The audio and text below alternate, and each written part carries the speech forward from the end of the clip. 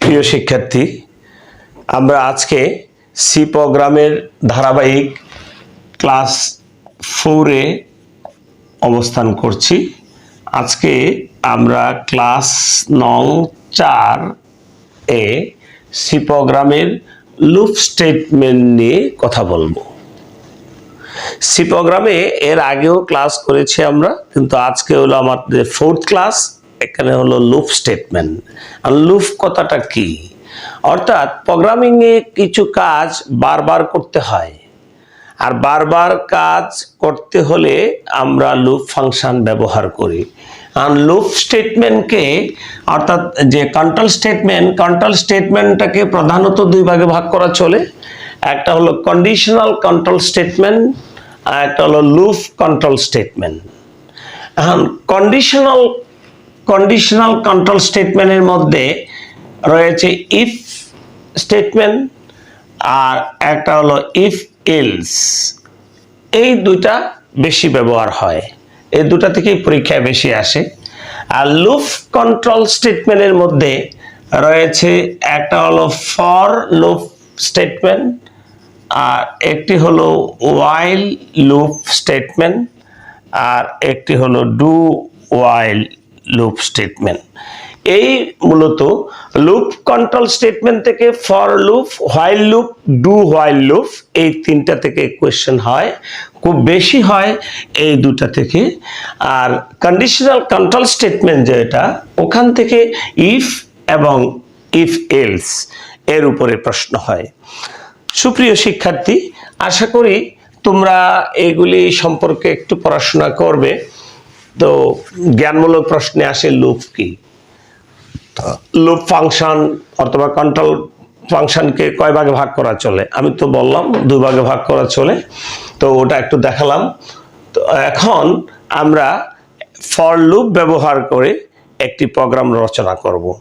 তো আমি এর আগের ক্লাসে তোমাদেরকে একটু প্রাথমিক আইডিয়া দিয়েছিলাম যে সি প্রোগ্রামে slash include stdio.h slash include conio.h angle ব্র্যাকেটের ভেতরে যেটা লেখা হয়, এই দুটা লাইনকে আমরা বলি হেডার ফাইল। এই দুটাকে আমরা বলি হেডার ফাইল। এই হেডার ফাইলে আমাদের উল্লেখ করতে হয় স্ট্যান্ডার্ড ইনপুট আউটপুট।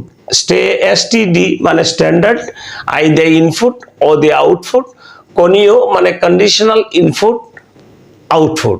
যদি কোনো প্রোগ্রামে কন্ডিশনাল কিছু থাকে তাহলে conio.h, আর স্ট্যান্ডার্ড ইনপুট আউটপুট সাধারণ প্রোগ্রামের ক্ষেত্রে লিখতে হয়। এই stdio কম্পালসারিলি সকল প্রোগ্রামের ক্ষেত্রে লিখতে হবে, অনেক ক্ষেত্রে conio.h না লিখলেও চলে। এরপরে আমরা মেইন ফাংশন লিখব। সি প্রোগ্রামে মেইন ফাংশন কোনটি বলবো এটা। আর সেকেন্ড ব্র্যাকেট দিয়ে মূলত সি প্রোগ্রাম লেখা শুরু হয়। এই সেকেন্ড ব্র্যাকেট থেকে এই সেকেন্ড ব্র্যাকেটের ভেতরে যেইটুকু আছে এইটুকু হলো মূলত সি প্রোগ্রামের বডি। এই সেকেন্ড ব্র্যাকেট এবং ওই সেকেন্ড ব্র্যাকেটের মাঝখানে যা আছে তাই হলো মূলত সি প্রোগ্রাম। এখন এখানে আমরা প্রথমেই লিখছি INT A, S। আর কেন S বলছি? আমি এটার দ্বারা এটা তো একটা প্রোগ্রামের প্রশ্নটা কি হইতে পারে? প্রশ্নটা হইতে পারে 1 থেকে 100 পর্যন্ত সংখ্যার, 1 থেকে 100 পর্যন্ত জোড় সংখ্যার যোগফল নির্ণয়ের প্রোগ্রাম। এই হলো প্রশ্নটা।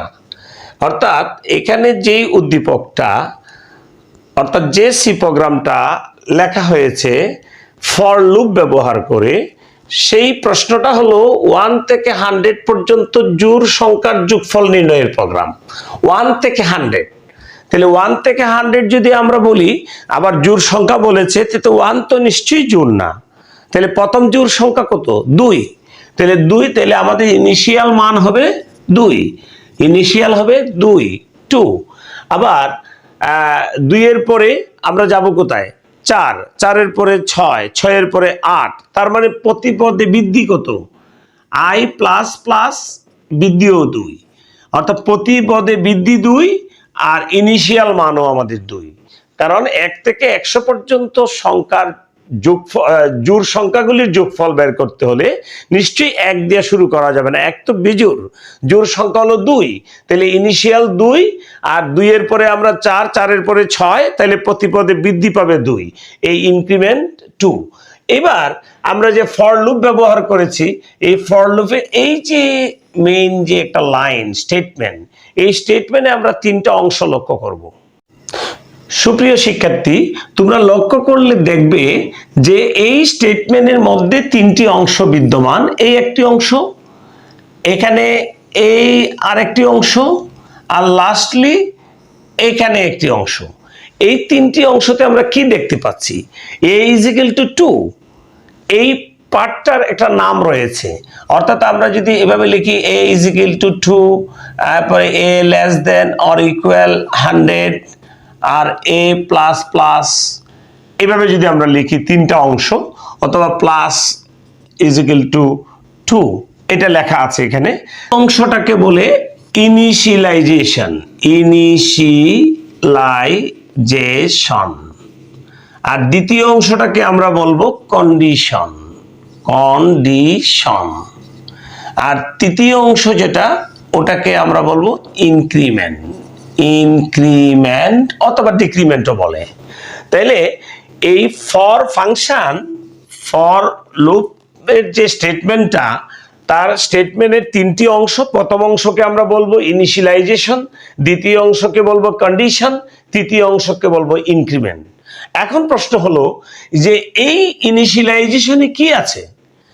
a = 2, 2 কেন বলছি? আমরা ইনিশিয়াল মানটা আমরা 2 দিয়েছি, একদম শুরুতে যে গণনা শুরু করবে সেটা হলো 2 থেকে, কারণ 1 থেকে 100-র মধ্যে জোড় সংখ্যা বলতে প্রথম জোড় সংখ্যা নিশ্চয়ই 2, এই কারণে ইনিশিয়াল মান a = 2 বলেছি আমরা। এরপরের অংশে আমরা কন্ডিশন ব্যবহার করেছি।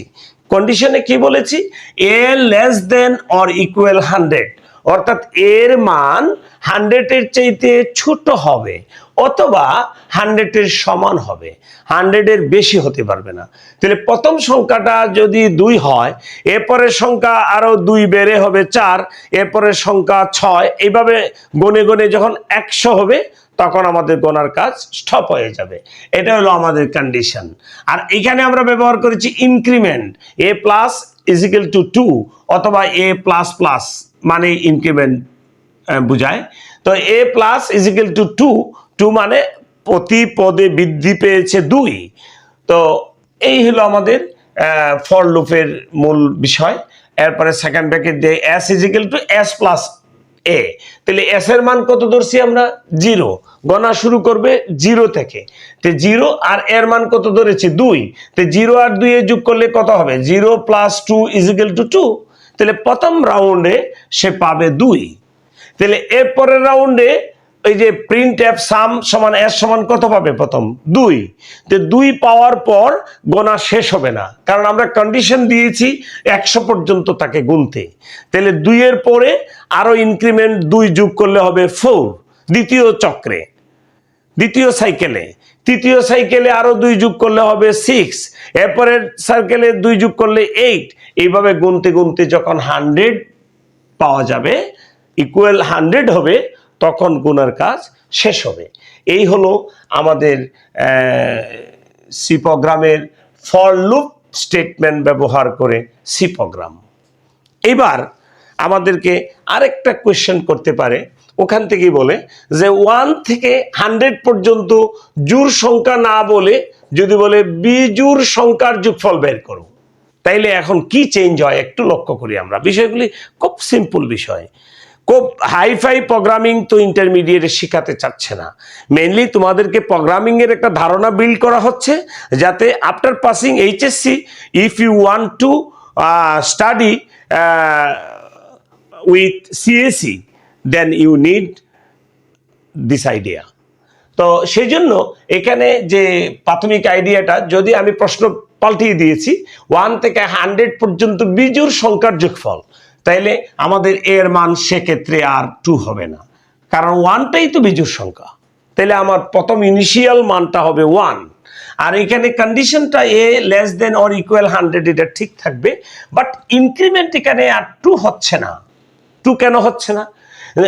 সরি 2 হবে, 2 এখানে ঠিক থাকবে, 2 ঠিক থাকবে কারণ 1 3 5 7 এভাবে তো, তাহলে প্রতি পদে বৃদ্ধি কত 2 করে, এই জন্য এটা ঠিকই থাকবে, আর শুধু ইনিশিয়াল মানটা চেঞ্জ হবে, আর বাকি সব সেম। তাহলে আমরা কি করলাম? ফর প্রোগ্রাম ব্যবহার করে, ফর লুপ ব্যবহার করে জোড় বিজোড় যে কোনোটাই করতে পারবো। আচ্ছা, এবার যদি বলে 1 থেকে 50 পর্যন্ত সংখ্যা বিজোড় বের করো, তো 50 পর্যন্ত সংখ্যা যদি হয় তাহলে ইনিশিয়াল তো 1, আবার 1 3 5 প্রতি পদে বৃদ্ধি 2, ঠিক আছে, কিন্তু এখানে এ লেস দেন অর ইকুয়াল 100 তো হবে না, এই 100 হবে না, কারণ আমাদের তো বলছে 50-এর মধ্যে বের করতাম। তো 50-এর মধ্যে বিজোড় সংখ্যাটা কত? 49। 50-এর মধ্যে 49 এর লাস্ট বিজোড় সংখ্যা, তাহলে আমরা বলবো এ লেস দেন অর ইকুয়াল 49। এই 49 যখন পাবে তখন গোনার কাজ শেষ হয়ে যাবে। যাই হোক সুপ্রিয় শিক্ষার্থীরা, আশা করি আমি ফর লুপটা বুঝাতে পেরেছি।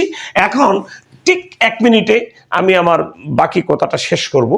অনেক সময় বলে যে এই প্রোগ্রামটাকেই হোয়াইল লুপ ব্যবহার করো, এই প্রোগ্রামটাকে হোয়াইল লুপ ব্যবহার করে লিখলে কি পরিবর্তন হবে।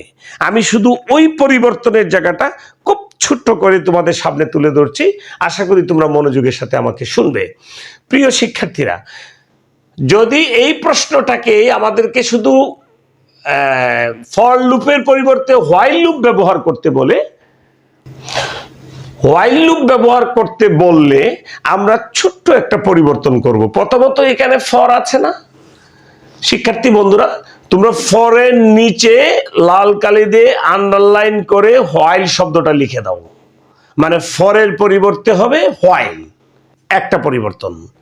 2 নম্বর পরিবর্তন, তোমরা এ ইজ ইকুয়াল টু 1 লিখছিলে, এই এ ইজ ইকুয়াল টু 1টা ওখানে না লিখে একটু উপরে লিখে দাও, অর্থাৎ এস ইজ ইকুয়াল টু 0 ছিল তো, এখানে লিখে দাও A is equal to 1। A is equal to 1 কথাটা উপরের লাইনে চলে যাবে, হোয়াইলের উপরে, আর এখানে শুধু হোয়াইল থাকবে। আর এ প্লাস ইজ ইকুয়াল টু 2 অর্থাৎ যে ইনক্রিমেন্ট অংশটা, এই ইনক্রিমেন্ট অংশটা ঠিক প্রিন্টের নিচে বসে যাবে, প্রিন্টের নিচে বসে যাবে, সেটা হলো তোমার এ প্লাস ইজ ইকুয়াল টু 2, ইনক্রিমেন্টটা ছিল এই। তাহলে আমরা কি পাইলাম যে ফর স্টেটমেন্টে 3টা অংশ একসাথে থাকে, ইনিশিয়ালাইজেশন, কন্ডিশন এবং ইনক্রিমেন্ট। তো এই ক্ষেত্রে আমরা কন্ডিশনটা ঠিক থাকবে, ফরের পরিবর্তে আমরা হোয়াইল লিখবো, আর কন্ডিশন অংশটা ঠিক থাকবে, আর ইনিশিয়ালাইজেশন অংশটা হোয়াইলের উপরে উঠে যাবে, আর ইনক্রিমেন্ট অংশটা প্রিন্টএফের নিচে চলে আসবে, আর বাকি যা আছে সব ঠিক থাকবে। আলটিমেটলি আমাদের ফর লুপের পরিবর্তে হোয়াইল লুপের ব্যবহার হয়ে গেল। আশা করি তোমরা বুঝতে পেরেছো। এইভাবে বেশ কয়েকটা প্রোগ্রাম নিজেরা প্র্যাকটিস করবে, এর মধ্যে দিয়ে তোমাদের ধারণা আরও ক্লিয়ার হবে। যদি কোনো সমস্যা থাকে আমরা নেক্সট ক্লাসে তোমাদের সমস্যার কথা শুনবো। আল্লাহ হাফেজ, ভালো থাকো।